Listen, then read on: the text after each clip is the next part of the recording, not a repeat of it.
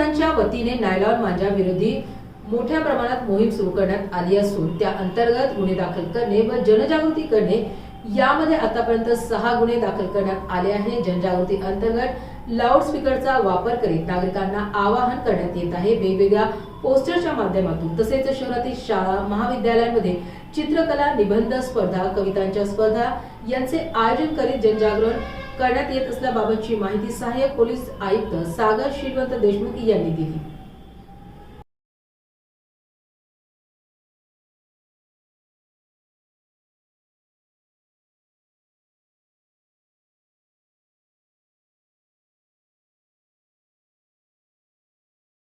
नमस्कार। माननीय सीपी साहेबांच्या आदेशानुसार आणि त्याच्या सूचनानुसार संभाजीनगर शहर पोलिसांकडून नायलॉन मांजा आणि चायनीज मांजाच्या विरोधात मोठ्या प्रमाणात मोहीम सुरू केलेली आहे। त्याच्या अंतर्गत गुन्हे दाखल करणे त्याचबरोबर जनजागृती करण्याचे कार्यक्रम समाविष्ट आहेत। गुन्हे दाखल करण्याच्या याच्यामध्ये आजपर्यंत 6 गुन्हे दाखल झालेले आहेत। एकूण 10 आरोपींना अटक करण्यात आलेली आहे। त्याचबरोबर 933 रील्स ज्याची किंमत जवळपास 8,04,000 रुपये आहे ते जप्त करण्यात आलेली आहे। जनजागृतीच्या मोहीममध्ये आम्ही प्रत्येक शाळा, कॉलेजेस, चौकामध्ये जाऊन जनजागृती करत आहोत। याच्यामध्ये आम्ही लाऊडस्पीकरचा वापर करून लोकांना आवाहन करत आहोत आणि वेगवेगळ्या प्रकारचे पोस्टर्स तयार केलेले आहेत। पोस्टर्सच्या माध्यमातून पण आम्ही जनजागृती करत आहोत। वेगवेगळ्या शाळांमध्ये, कॉलेजेसमध्ये आम्ही चित्रकला, निबंध स्पर्धा, वक्तृत्व स्पर्धा, कवितांच्या स्पर्धांचं आयोजन केलेलं आहे। याच्या माध्यमातून आम्ही मुलांपर्यंत पोहोचण्याचा प्रयत्न करत आहोत। माननीय साहेबांच्या सूचनांप्रमाणे पालकांना सुद्धा आम्ही आवाहन करतो की तुम्ही तुमच्या मुलांना नायलॉन आणि चायनीज मांजा घेऊ नये, अन्यथा पालकांवर सुद्धा कारवाई केली जाईल। आणि ट्रान्सपोर्टच्या वरतीही पोलिसांचं लक्ष आहे। तसेच ऑनलाईन मार्केटिंग थ्रू सुद्धा जे असे मांजे आले जातात त्याच्यावरती पण लक्ष आहे। कुरिअरवाल्यांकडे आमचे लक्ष आहे। जिथे जिथे अशा प्रकारचे मांजे सापडले जातील त्यांच्यावरती नक्की कारवाई केली जाईल। तरी आम्ही नागरिकांना एक आव्हान करतो की अशा प्रकारचे मांजा वापरू नका, अशापासून दूर राहा।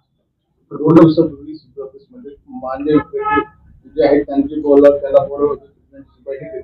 आता दुसऱ्या दिवशी त्याच्यातच काही आरोपी मांजे आढळले, त्यांच्यावरती कारवाई केलेली आहे। आम्ही प्रत्येकाला बोलवतोय, प्रत्येकाला सूचना देतोय, पण ज्याच्याकडे असा काही प्रकार आढळेल त्यांच्यावरती कारवाई नक्कीच केली जाईल। तशी कारवाई होत सुद्धा आहे। माननीय सीपी साहेबांचे आम्हा सर्वांना अतिशय कठोर आदेश आहे, त्याच्यानुसार आमची कारवाई सुरू आहे। आम्ही मीडियाच्या बांधवांना सुद्धा एक आवाहन करतो की तुम्ही अधिकाधिक लोकांपर्यंत ही न्यूज पोहोचवावी, हे आमचे आदेश किंवा सूचना पोहोचवावे, जेणेकरून याचं प्रमाण कमी होईल। आतापर्यंत जे काही तुम्ही साठा पकडलेला आहे त्याची विल्हेवाट कशी लावली? त्याच्या कायद्यानुसार जी काही कारवाई आहे, कोर्टाच्या आदेशानुसार त्याची विल्हेवाट लावली जाईल। सध्या सिडको पोलीस स्टेशनच्या अंतर्गत एक गुन्हा दाखल आहे। जिन्सी अंतर्गत 2 गुन्हे दाखल आहेत। सातारा पोलीस स्टेशनच्या अंतर्गत एक, सिटी चौक पोलीस स्टेशनच्या अंतर्गत 1 गुन्हा दाखल आहे आणि मुकुंदवाडीच्या अंतर्गत 1 गुन्हा दाखल आहे। कोणत्या कर्मचाऱ्यांना? याच्यामध्ये भारतीय न्याय संहितेचे कलम 110, कलम 223 आणि 3.5 अंतर्गत गुन्हा दाखल आहे। त्याचप्रमाणे पर्यावरण अधिनियम याच्यामध्ये कलम 4, 5 आणि 15चा समावेश केलेला आहे। त्याच्यामध्ये जास्तीत जास्त सजा कोणती म्हणजे स्पष्ट याच्यामध्ये 10 वर्षाचा सुद्धा अधिक शिक्षा आहे। थँक्यू।